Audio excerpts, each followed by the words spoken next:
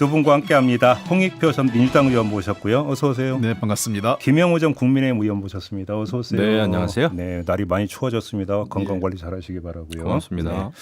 오늘은 민주당으로 좀 가봐야 될 것 같습니다. 좀 여쭤볼 게 참 많은데 일단 가장 최근 뉴스. 어제 이재명 대표가 또 기소됐습니다. 예. 업무상 배임 혐의로 기소가 됐습니다. 이른바 법인카드, 예. 뭐 관용차 사용 이런 것 때문인데 어떻게 평가를 하십니까, 홍익표 의원님은?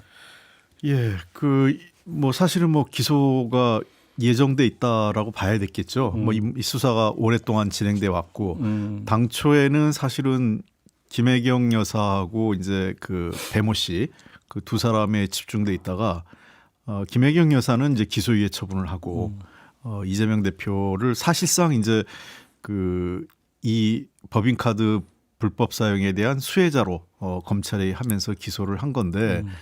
근데 제가 보기엔 뭐 사실 명백하게 이재명 대표가 그걸 당시 경기지사로 이걸 지시했냐 이런 거에 대해서는 검찰이 뭐 뚜렷하게 증거를 찾은 것 같지는 않아요. 다만 그럴 것이다라는 이제 이 소위 이제 공익제보자 그 사람의 진술과 그다음에 사실상의 수혜를 받다라는 그런 판단 하에 기소를 했는데 글쎄요. 하여간 저희들로서는 좀 답답한 거는 물론 뭐 이제 법인카드 문제가 계속 논란이 되었던 건 사실이지만 검찰이 일종의 이 기소 자체가 너무 여러 가지를 별건 수사가 계속적으로 이어지는 것 같아요. 그러다 보니까 이것이 정치보복 아니냐. 지난번에 저는 홍준표 대표가 참 좋은 의미 있는 얘기를 했다고 보는 게 과거 같은 경우는 대선 끝나고 나면 대략 한 3개월 내지 한 6개월 이내에 수사를 마무리해서 일괄적으로 기소하고 그거에 따른 법적 판단을 기다리는 건데 지금은 윤석열 정부 출범해서 2년 반 동안 이재명 대표 수사만 한 것 같아요.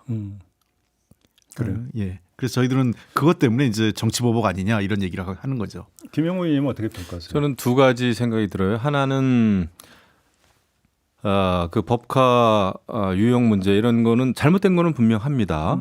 뭐 1억 5천, 1억 6천 이런 거 사실 그 지사하면서 그 불법이니까요. 그건 해서는 안 될 일이고 보통 사람들 같으면 법카에 대해서 그렇게 쉽게 못 해요. 자기 생활비로 쓴다든지 뭐 고기를 사 먹는다든지 이거 못 합니다. 근데 그런 거에 대한 개념이 너무 없었고 그리고 그거를 공무원들한테 미룬 것 같아요.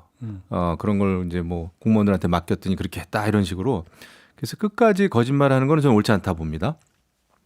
하지만 또 하나 드는 생각은 검찰이 기소 이런 거 저는 모든 사안에 대해서 이 시간을 왜 이렇게 조절을 했는지 저는 그거는 좀 이해가 안 가요. 예를 들면은 뭐 문재인 정부 때 있었던 그 사드 배치 관련해서도 어제 막 이제 언론에 맞아요. 나오기 시작했어요. 맞아요. 제가 국방위원장 할 때도 그렇고 그 이후에도 계속 문재인 정부의 그 사드 배치 지연시키는 거 이거 문제 있다라고 저는 여러 차례 얘기를 했었거든요. 근데 검찰이 여태까지 뭐 하고 있다가 지금 와가지고 이렇게 한꺼번에 하는지는 좀 짜증이 나요, 사실은.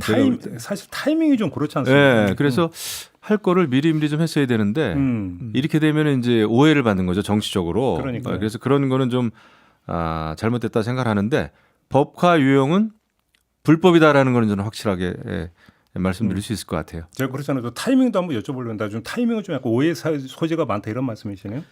예, 그런 게 있죠. 그럼 이제 우리 김영원이 같은 생각인데 아까 제가 처음 말씀드린 것처럼 2년 반 동안 수사만 한 것 같잖아요. 그 윤석열 정부 들어와서. 그러니까 집중적으로 수사를 해서 정부 출범하고 나서 뭐 선거 관련된 거라든지 또는 지난 정부와 관련된 거는 저는 후보 당사자, 그러니까 경쟁자에 대해서는 6개월 이내 그리고 과거 지난 정부에 대해서는 1년 이내에 마무리하고 일괄 기소하는 게 맞는데 이게 지금 2년 반 동안 내내 기소하고 또 지금 와서 감사원 감사 나오고 이제 이것도 이제 기소가 이루어질 텐데 이런 식으로 계속하는 게 자꾸 이제 정치보복 프레임에 걸리게 되는 거죠. 네. 근데 저는 또 진행자의 본분을 망각하고 쪼잔한 질문 하나만 좀 드릴게요. 어제 혐의 중에 관용 차량 있잖아요. 네. 관용 차량을 차고지를 이재명 대표 집 쪽으로 해놔가지고 뭐 기름값이니 뭐니 그게 사실은 제일 크더라고 액수가. 예. 근데 저는 그걸 보면서 이해가 안 되는 게 아니 그러면 관용차 차량 차고지를 만약에 도청으로 해놨으면 운전기사분께서 도청으로 출근해서 차를 모고 지사님 모시러 그러니까 댁까지 가고 다시 와야 되면 기름값이 더 드는 거 아닌가요? 그게 기름값이 더 드는 거 아닌가요? 그러니까 이제 편의상 예. 그러니까 이제 지금 아파트 주차장 딱지가 붙었다 뭐 이래가지고 지금 그런 건데 네. 운행일지 조작했다 이런 몇 가지를 갖고 하는 얘기를 하는 것 같은데 근데 실제로 공휴일에 지금 몇 가지 그 당시 지역신문 기사나 그 경기도 어떤 홍보자를 보면 이재명 지사가 직접 운전해서 어떤 현장에 가고 한 내용들이 좀 나타나고 있어요. 네. 그러니까 전체적으로 말씀하신 대로 지금 관용차 부분이 제일 금액이 큰데 6천만 원이 넘잖아요. 그 렌트비까지 다 해가지고 한 건데 그래서 금액을 그 전체적으로 이 소위 얘기하는 그 배임 금액을 키운 거죠. 배임 금액이 그래서 1억 원을 넘겼어요. 예. 1억 원이 넘기면 이게 아마 5년 이하 그 형량에 또 차이가 있습니다. 형량에 영향을 주기 때문에 그 3천만 원인가 하여간 이게 제일 커요. 예. 그리고 이제 이게 10억 이상 이렇게 되면 이제 특정경제 가중처벌제가 특가법으로 가는 거죠. 가고요. 그래서 1억 원을 넘기면 죄 형량이 굉장히 세집니다. 아마 그래서 그 형량을 높이기 위해서 최대한 이게 불린 거 아니냐 이런 생각은 듭니다. 형량 고려까지 했다. 그래요? 알겠습니다. 이게 지금 만약에 이제 재판이 진행이 되면 법원에서 어떻게 판단할지가 좀 궁금하더라고요. 알겠습니다. 근데 아무튼 주된 논의 사항은 지금부터일 것 같습니다. 공직선거법 위반 사건에 대해서 징역 1년에 집행유예 2년이 나왔습니다. 두 분 예상하셨습니까? 이렇게 나올 거라고?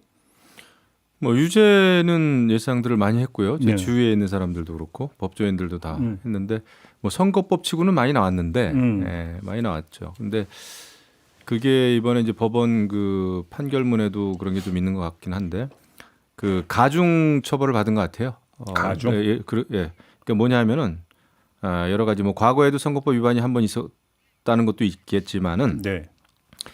이게 이제 대선을 앞두고 그다음에 여러 가지 그 방송에 출연을 해서 그러니까 전파를 활용해서 민주주의에서 가장 중요한 선거에 있어서의 표심을 왜곡시켰다. 그리고 국토부의 협박 때문에 백현동 그 부지를 용도 변경했다. 이런 거는 사실 사건은 굉장히 큰 사건이긴 합니다. 예. 그 뭐 4단계, 5단계 그 용도 변경에 걸리는 절차를 무시하고 이렇게 변경시켜 가지고 왜곡시키고 그 없었던 협박을 했다라는 것 가지고 이제 그 뭐랄까 개발업자들의 이익을 챙겨주고 이런 거는 사실 그 영향은 커요. 왜냐하면 대선에 영향을 줬기 때문에 그래서 그런 차원에서 선거 제도를 훼손했다라고 하는 거에 대해서 굉장히 어떤 엄중하게 생각을 한 것 같아요. 네. 그리고 또 하나는 재판을 너무 지연시키는 어떤 그런 행위에 대해서도 이거 굉장히 사법 질서를 문란하게 하는 거고 방해하는 거고 해가지고 그런 면에서 여러 가지를 종합 판단해가지고 네. 중형을 내린 것 같습니다. 저는 이런 생각이 들어요. 당초 이렇게 판결할 줄은 저도 생각을 못했습니다. 네. 사실은 민주당 쪽에 이제 제가 아는 몇몇 분들한테 뭐 또 이 대표님한테 말할 수 있는 분들한테 우려는 전달했어요. 제가 뭐 서초동의 그 법원 쪽이나 또 서초동에 법조인들이 많이 있으니까 분위기가 간단치 않다.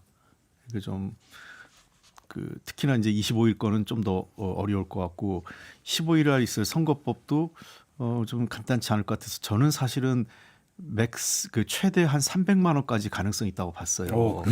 예. 그러니까 이제 이렇게 징역형이 나올 줄은 저도 몰랐죠. 제가 알기에는 검찰도 내심 징역형보다는 한 500만 원 정도를 봤던 것 같아요. 그러면 이제 사실은 2심에서 그 무죄가 나지 않는 한 금액을 줄이기는 100만 원 이하로 주기 쉽지 않거든요. 네. 그러니까 되게 지금까지 과거 판례를 보면 한 1심에서 200만 원 정도까지는 2심에서 100만 원 이하로 떨어뜨리는 게 가능하고 300만 원이면 만만치 않아요. 일단 300만 원부터 500이면 거의 불가능하고 그래서 저는 최대 300 아니면 하여간 100 이상 나올 가능성을 배제할 수 없다 이렇게 봐서 걱정을 해서 이게 지금 변호인들이나 또는 당이 너무 안이하게 대처하는 거 아니냐 이런 걱정들을 좀 했었는데 네. 결과가 그렇게 나왔고 그다음에 두 번째 이번 판결에 대해서 예를 들면 이런 거예요. 제가 보기에는 이제 한 세 가지가 쟁점이 됐죠. 첫 번째 김문기 씨를 아느냐 모르느냐에 대해서는 그건 무죄로 인정을 했어요. 그다음에 두 번째 골프를 쳤다. 그걸 부인했다. 그건 이제 사실의 관계이기 때문에 그건 이제 허위 사실이다 이렇게 방송에서 했고요. 그다음에 이제 세 번째 이게 아마 형량을 제일 크게 한 것 같은데 백현동 건인데 저는 뭐 개인적으로 두 가지에서 문제는 있다고 봐요. 첫 번째는 당연히 국토부의 공문에 대해서 해당 지자체, 특히 기초자치단체 정도면 뭐 부담을 느낍니다. 뭐 이게 협박이란 말이 좀 너무 세서 그렇지만 뭐 일단 그 부담 또는 압력 이렇게 느낄 수 있는 건데 그거를 전혀 이제 저 이재명 대표 측의 얘기를 전혀 배척했고요. 그리고 저는 더 문제는 국정감사 자리에서 이루어진 발언이었거든요. 국정감사법 예를 들면 국정감사에서도 허위사실 얘기하면 허위사실 유포나 명예훼손 등으로 그 벌을 받습니다. 그걸 하는 거 아닌데 이걸 선거법으로 거는 건 문제가 있다는 거죠. 설사 만약 백현동 관련돼서 이재명 대표의 말이 허위사실이라고 해도 그럼 이제 저기 증언 감정에 관한 법률인가요? 거기 이제 그 위증 혐의로 이제 걸 수 있다는 위증 거? 혐의로도 걸 수 있고 그거 별개로 명예훼손이나 허위사실 그러니까 예를 들면 이제 그 국토부가 예. 국토부 입장에서는 위증이라는 것은 국회가 하는 거고요. 그렇죠. 위증 고발은. 근데 이제 국토부 입장에서는 명예훼손이나 허위사실이라는 걸 고발할 수 있겠죠. 국정감사장에서 했으니까. 국정감사장이라 하더라도 그러니까 고발 주체가 다른 거죠. 그렇죠. 그러니까 국회는 위증죄고 그렇죠. 만약 허위사실이라면 그다음에 당사자인 국토부는 허위사실이나 명예훼손으로 걸 수 있어요. 그렇죠, 그렇죠. 예. 그렇기 때문에 그런 경우는 종종 전혀 처벌 안 받는 게 아니라 저 허위사실이나 명예훼손으로 형을 받는 경우가 종종 있습니다. 그 국감장에서 한 발언도. 근데 이거를 요번에 저는 그래서 검찰도 무리하게 선거법으로 걸었고 이게 형량의 차이를 염두에 뒀던 걸까요? 그러니까 선거법이면은 100만 원 이상이면 아웃인데. 그러니까요. 예를 들면 명예훼손이나 허위사실 같은 경우 금고형 이상 나와야 되는 거거든요. 네, 네, 네. 그리고 그리고 이제 그런 경우는 보통 이제 이런 일정의 사인 간의 허위사실과 명예훼손이잖아요. 선거에 영향을 주는 게 아니라. 그럴 때 국정감사 자리에서 있었던 발언을 선거법으로 건 거는 너무 무리한 기소고 그거를 법원이 그대로 받아준 건 좀 문제가 있지 않느냐. 그래서 저는 그 문제는 2심에서 따져볼 문제라고 생각합니다. 알겠습니다. 좀 정치적인 얘기는 좀 이따 미루고 하나만 더. 닷새 뒤에 또 이제 위증교사 사건에 대한 선고가 예정이 돼 있지 않습니까? 네. 어떻게 전망을 하세요? 이것도 상당히 중형이 예상이 되죠. 그래요? 왜냐하면은 이제 뭐 많이들 그런 얘기들 하지 않습니까? 지난해인가요 벌써? 이 위증교사와 관련해서는 구속영장 실질 심사할 때 판사가 이미 그 위증의 어떤 그 혐의는 인정된다라는 식으로 그때 얘기를 하면서 이제 영장 자체는 기각을 했습니다마는 그렇기 때문에 이거는 그리고 사건 자체가 아주 복잡한 것도 아니고 해서 이거는 오히려 위증교사 이거는 중형이 나올 가능성이 있죠. 그래서 11월 25일이 저는 민주당으로서도 그렇고 이재명 당대표는 물론 민주당으로서도 그렇고 굉장히 우리 전국에 심각한 분수령이 될 가능성이 있어요. 그러면 중형이라고 하는 게 선거법 위반 사건 형량보다 더 높을 수도 있다고 보세요? 그렇지는 않겠지만은 예. 거의 거기에 준하는 한 징역형이 나올 가능성이 1년 있죠? 정도 나올 수도 있다. 그렇게 보세요. 위증교사이기 때문에. 홍 의원님 어떻게 전망을 하세요? 지금 당초 변호인단들이나 이제 당에서도 위증교 사건을 훨씬 더 조금 부담스럽게 본 건 사실입니다. 왜냐하면 이제 당사자들 증언 때문에 그러는데 지금 검찰도 형량을 이건 더 많이 때렸죠. 3년형을 구형을 했기 때문에 판결이 어떻게 나올지는 좀 봐야 되겠지만 하여간 저희들로서는 위증교 사건도 이게 굉장히 오래된 사건이지 않습니까? 네. 과거 성남시에서 있었던 그러니까 이 사건을 지금 다시 들고 와가지고 대선에서 패배한 이재명 당대표한테 이렇게까지 하는 거는 너무 가혹한 거 아니냐. 특히 이게 경기도 때 이제 문제가 돼가지고 경기도 선거 때 문제가 됐던 거잖아요. 그래가지고 그 당시엔 일단락 되는 거 같았어요. 근데 이걸 다시 지금 윤석열 정부 들어와서 검찰이 들쑤셔가지고 수사를 이루어지는 거기 때문에 저희들로서는 이 문제도 저희들 좀 봐야 되겠지만 글쎄요. 하여간 저희들 이 위증교 사건이 조금 그런 게 이 벌금형이 없는 건 아니에요. 그러니까 사람들이 이제 통상 벌금형이 없다라고 이제 오해를 하는데 위증교 사건에 대해서 판사들이 전체 한 10% 미만으로 벌금형을 때리고 실형을 만약 유죄인 경우에는 실형을 때리기 때문에 이제 중형 가능성이 있다라는 걸 이제 법조계 안팎에선 전망을 하고 있는데 네. 뭐 현재로서 우리 당에서는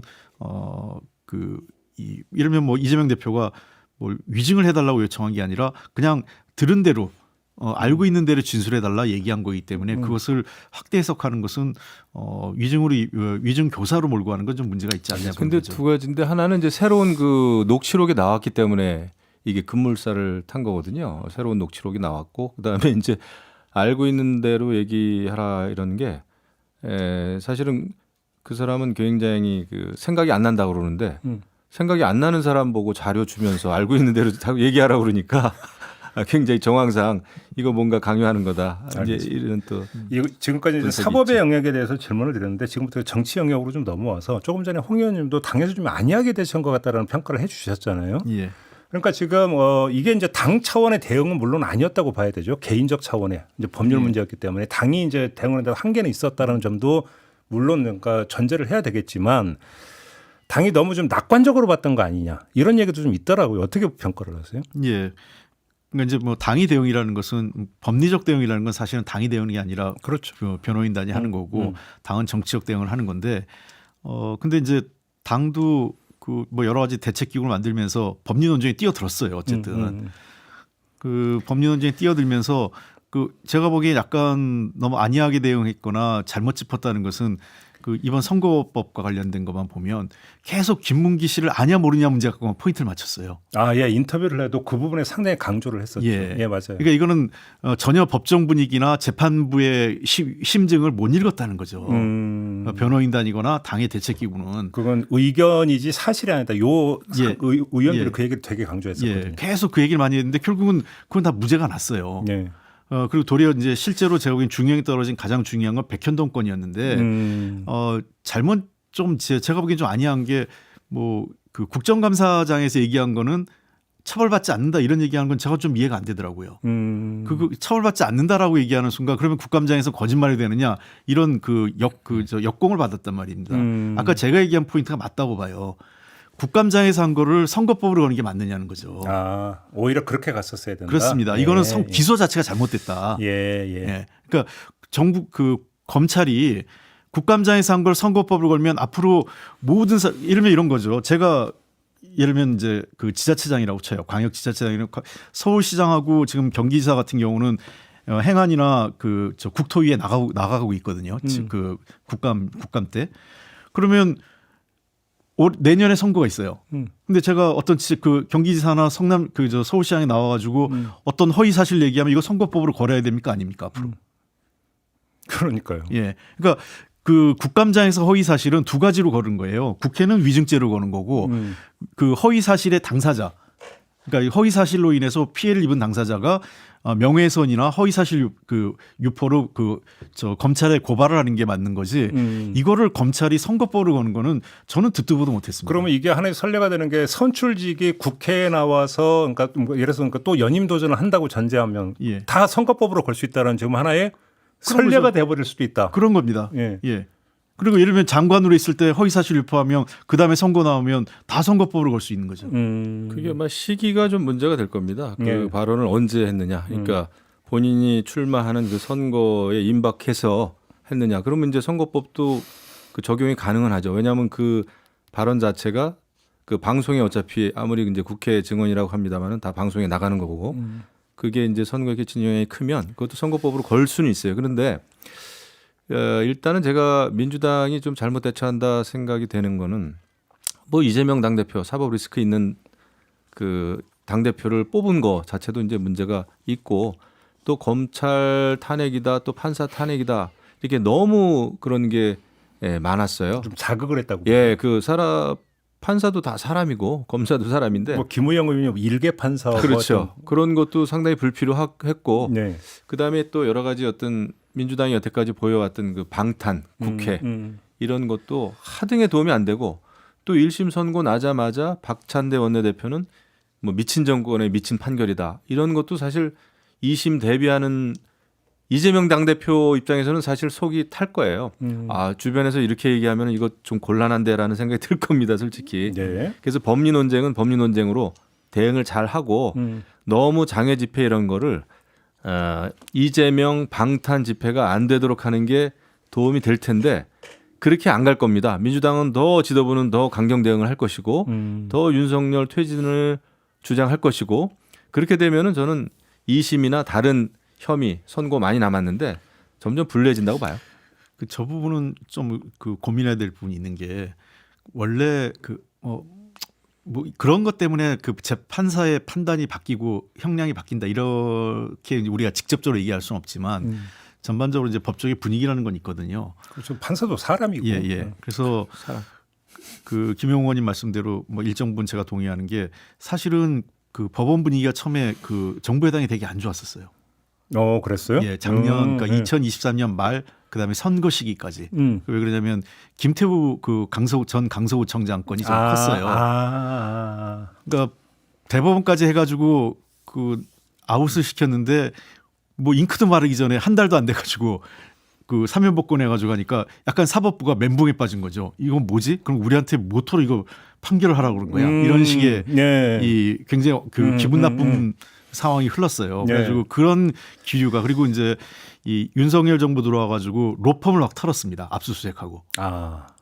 이건 굉장히 이제 그 전반적으로 서초동 법조계가 약간 들끓었어요. 그것 때문에. 굉장히 전반적으로 법원이나 서초동의 법조계 중심으로 해가지고 사실 이 법조계가 판사, 검찰, 변호사 법조 3륜이라고 그래가지고 이게 떼어놓기가 어려운 거예요. 그러니까 한쪽이 나쁘면 가쪽 연계되는 게 좀 있어요. 분위기상. 그래서 그때 그런 구조였다가 솔직히 이제 이화영 부지사 1심권 나왔을 때 당이 이제 막 사법부를 직접 공개하면서 약간 분위기가 그때부터 좀 나빠진 게 있었어요. 사법부의 분위기가. 예, 그때 좀 그 사법부가 이 1심 판결을 했는데 이제 직접적으로 너무 세게 공격하네 하면서 그런 얘기들 그러면서 이제 그 법원 주변에 있는 사람들이 저한테도 연락 와서 이거 너무 좀 절제해야 되는 거 아니냐 이런 식으로 하면 이거 전체적으로 그 법원하고 사법부하고 싸우자는 얘기 같다 이런 식의 우려를 전달하는 사람이 종종 있더라고요. 그래서 뭐 그걸 뭐 제가 당에 전달하지 않았습니다. 그냥 뭐 제가 혼자 듣고 말았는데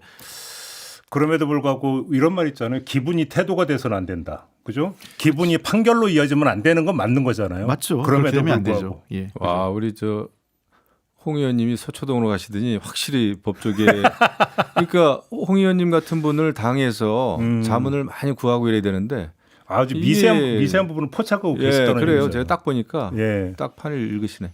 알겠습니다. 아무튼 판결이 이렇게 나왔어요. 뭐 옳고 그르고는 어쩌다 보니까 이제 그 판결이 나와버렸고 2심이 제가 볼 때는 상당히 중요한 관건이 될 것 같은데 2심이 언제 내려지느냐. 그다음에 양형이 어떻게 되느냐. 이게 결국은 이재명 대표의 정치적 명운을 가르는 중대 분수령이라고 봐야 되는 거 아닌가요? 어떻게 생각하십니까? 저는 명운은 이미 갈렸다고 봐요. 그래. 이 시간 문제인데 그 대법원에서도 지금 2심 뭐 또 3심 이런 거 이제 빨리 할 것처럼 이야기를 하고 있고 그렇게 지침을 내린 걸로 알고 있습니다. 몇 개월 안에 뭐 3개월 안에 끝내야 된다. 633 이렇게 해서. 그렇습니다. 그래서 이거를 지금까지도 너무 뭐 윤미향 의원 건도 그랬습니다마는 너무 재판이 지연됐기 때문에 이제는 더 지연돼 가지고는 아마 그 법원도 비판을 많이 받을 거예요. 그래서 이 문제에 대해서는 좀 빨리 해결하려고 하지 않을까. 그럼 만약에 1심 판결에 이 그 양형 틀이 그대로 유지가 된다면 이재명 대표가 정말로 대선에 출마를 못하는 상황도 연출될 수 있다고 전망하시는 겁니까? 저는 확률이 굉장히 높아졌다고 봐요. 그래요? 예, 저는 사실 민주당이 지금 완전히 최대 비상이죠. 그래서 당 지도부도 그렇고 이재명 당대표에 매달렸던 지도부뿐만 아니라 많은 그 강성 당원들이 지금 사실은 내부적으로는 멘붕이죠. 지금은 대오가 흐트러져서는 안 된다. 연일 지금 이 얘기를 하고 있지만 그거는 지금 동요하고 있다는 그 반증이죠. 그래서 그거를 피할 길은 없습니다. 더더군다나 가장 뭐라 그럴까 좀 약해 보였던 혐의가 이렇게 중형이 떨어졌기 때문에 앞으로 남은 25일 위증교사 그다음에 또 이화영 부지사 대북 송금 문제 이런 거는 더 큰 중형 가능성이 있기 때문에 지금 민주당 잘 대응해야 될 거예요. 제가 볼 때. 이재명 대표의 그 이제 뭐 2심, 3심 속도와 관련돼 가지고는 고의 지원은 쉽지 않을 거예요. 그렇게 보세요. 고의 지원이라고 하기에는 그런 거는 이제 눈에 보이면 그 뭐 언론도 가만히 안 있을 거고 눈에 보이는 그런 걸 하기는 어렵고 다만 이제 법원에서 심리가 지연되는 데는 정당한 사유가 있어야 되거든요. 그러니까 예를 들면 이제 1심에서 다루지 못한 새로운 증인 또는 관련 새로운 증거 이런 것들이 나오면 자연히 심리를 변론을 하고 그 관련된 그 내용을 이제 그 공개 법정에서 다툼을 따져봐야 되기 때문에 그래서 제가 이 그 변호인단의 법리 준비가 좀 철저해야 된다는 거예요. 근데 지금 이제 여러 가지 어려움은 있는 거는 1심에서 굉장히 많은 증인과 관련 자료를 소비했어요. 예. 그래서 과연 추가적인 게 어떤 게 있을지 그럼 1심에 불렀던 증인을 다시 한번 부르자는 받아들이지 않을 거다라는 거고. 통상적으로 법원이 뭐 이건 통상적인 걸 얘기합니다. 통상적으로는 1심에서 이미 한번 다룬 증거나 증인에 대해서는 이건 이미 새로운 게 뭐냐 그럼 왜 그 증인을 그렇죠. 해야 되느냐 그 새로운 사실이 없는 한 그 증인을 다시 그 법정에 소환하지 않습니다. 채택은 안 한다. 예, 그래서 새로운 증인 그다음에 그 과거 다른 증인이라도 그 증인이 새로운 사실관계 이런 걸 들고 나왔을 때가 나기 때문에 네. 아까 제가 얘기했잖아요. 고의적으로 시간 끄는 거는 뭐 그 꼼수처럼 뭐 해서 안 되고 그런 것들에 대해서 기존의 1심에서 다루지 못한 그 새로운 법적 그 어떤 그 타당성 근거 이런 것들을 잘 준비해야 되고 그래야 저는 그렇게 준비해야 2심을 뒤집을 수 있다라는 거예요. 그러니까 지금 제가 얘기한 거는 갑자기 그 당 관계자들이나 뭐 전부 다 자꾸 이제 언론에서 한 얘기는 2심에서 했던 얘기를 자꾸 반복해요. 그러니까 이제 2심에서 이제 그 제척된 사항이나 물론 이제 그 사항도 따져봐야 되겠지만 그런 식으로 얘기하는 거는 제가 보기에는 좀 아니하다. 그래서 뭐 제 생각 같아서는 하여간 변호인단에도 좀 변화가 있었으면 좋겠고 조금 이런 그 새로운 그 입장에서 전혀 새로운 시각에서 이 문제를 법리 준비를 해야 되는 거고 당은 정치적으로 당대로 또 그 싸움을 해야 되는데 당분간은 어쨌든 제가 보기에는 민주당 내에서 이런저런 논란이 있거나 또는 뭐 소위 얘기해서 비명 반명 뭐 이렇게 해서 이런 분들이 뭐 이재명 대표 체제를 흔들려는 시도는 저는 있지는 않을 것으로 보입니다. 그러니까 이재명 대표 체제는 당분간은 계속 쭉 간다. 그렇습니다. 당분간은 갈 수밖에 없겠죠. 예. 지금 뭐 플랜 B에 대해서 생각을 못 할 텐데. 근데 이제 예를 들면 이재명 당대표 변호사비를 당에 있는 자금 재정으로 이제 충당하겠다. 뭐 이런 얘기도 나오는데 그런 거는 굉장히 민심을 또 안 좋게 하는 거 아닌가요?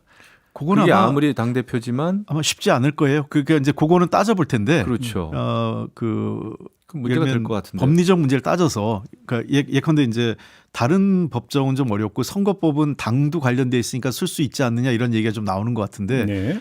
그 문제는 잘못하면 이제 그 배임 문제와 관련돼 있어서 그렇죠.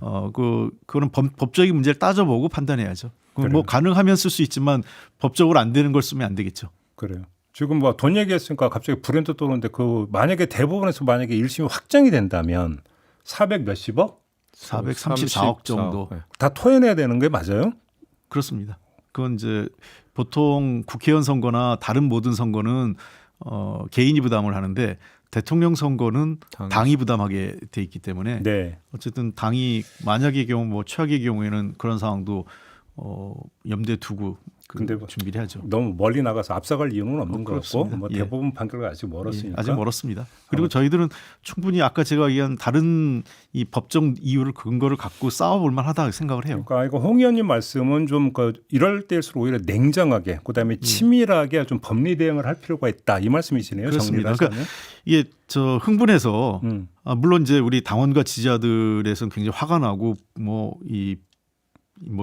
시체말 열받았는데 그건 이제 당원과 지지자들은 당연히 그렇게 하시는 게 맞고요. 예. 그런데 이럴수록 당 지도부나 예. 국회의원들은 좀 더 냉정해져야 돼요. 그래서 말 한마디 한마디가 좀 더 그 신중해야 되고 국민들에게 윤석열 정부에 대한 실정과 잘못된 것, 그다음에 뭐 탄핵이든 뭐 그 개헌이든 뭐 이런 것들을 얘기하더라도 네. 그것이 자칫 뭐 이재명 대표의 사법 문제하고 연계돼서 나타난 모양새를 취해서는 안 된다는 거죠. 그거를 잘 분리해서 대응할 수 있는 어떤 지혜가 필요한 시점입니다. 근데 그렇게 지혜롭게 못 갈 것 같아요. 예를 들면은 정치 구단이라고 하는 민주당의 박지원 의원조차도 이제는 무조건 윤석열 퇴진이 길이다. 역풍이 불어도 우리는 할 수 없다. 뭐 이런 식으로 나가는데, 그러니까 이게 그렇게 지혜롭게 못 가는 것 같아요. 그리고 자꾸 이게 장외 집회하고 이게 이제 방탄처럼 느껴지고 이러면은 일반 시민들은 사실 민주당이 주도하는 장외 집회에 나가고 싶어도 이거 이재명 대표 방탄하러 우리가 나가는 건가? 그런 것 때문에 오히려 참여할 사람도 참여를 안 하게 될 것 같아요. 그러니까 민심을 제대로 읽고 거기에 대응하느냐가 굉장히 이제 중요한 관건인데 지금 민주당의 지도부는 제가 볼 때는 뭐 좀 이성을 잃은 것 같아요. 뭐 미친 정권, 미친 판결 얘기하는 거 보면 그거 아마 조절이 좀 돼야 될 것 같은데요. 좀 정리를 하자면 이제 닷새디에 있는 위중교사 사건의 판결이 어떻게 나오느냐에 따라서 여론 지형 같은 경우는 상당히 한번 이제 조정 국면을 거칠 가능성이 있고, 다만 이재명 대표의 어떤 체제를 둘러싼 당내 역학 구도는 좀 2심 판결까지는 그대로 유지가 되면서 예. 만약에 역학 구도의 조정이 있다 하더라도 그거는 2심 판결 이후 이렇게 좀 정리를 하면 되는 걸까요? 예, 그렇게 되고 이제 그 민주당과 이재명 대표로서 좀 어려운 거는 이제 뭐 지금 우리가 이제 김건희 여사 특검법 탄핵은 아직 뭐 가지 않고 김건희 여사 특검법에 등진 이런 건데 예를 들면 이 의외로 그 당내 문제가 그 어떤 그런 내부의 문제가 외부의 변수로 해소되는 경우가 종종 있는데 네. 국민의힘의 여러 가지 기존 간의 친한 친윤 갈등 뭐 이런 것들이 있었고 또 특검법을 둘러싼 내부 논쟁도 있었잖아요.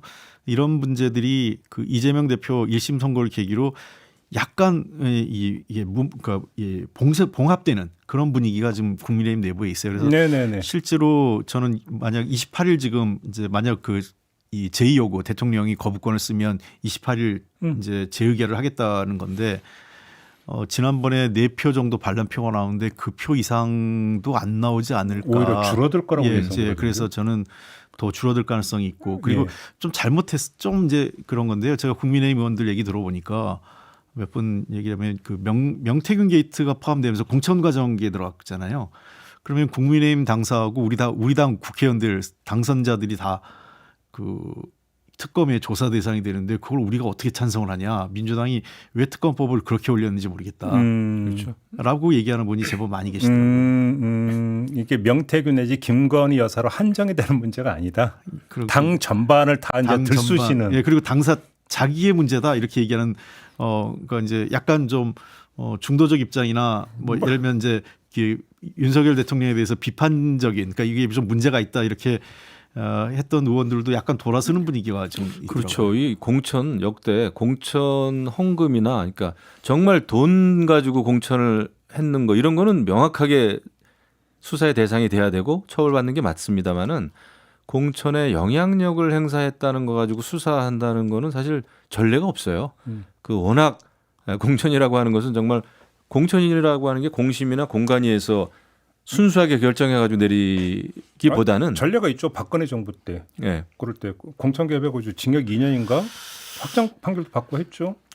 그 저는 좀 아쉬운 게 제가 좀 그러니까 그게 특이한 케이스죠. 정말. 저는 오래전부터 명태균 게이트는 제가 몇 번 이 자리에서도 했던 것 같은데 청문회 얘기를 많이 했어요.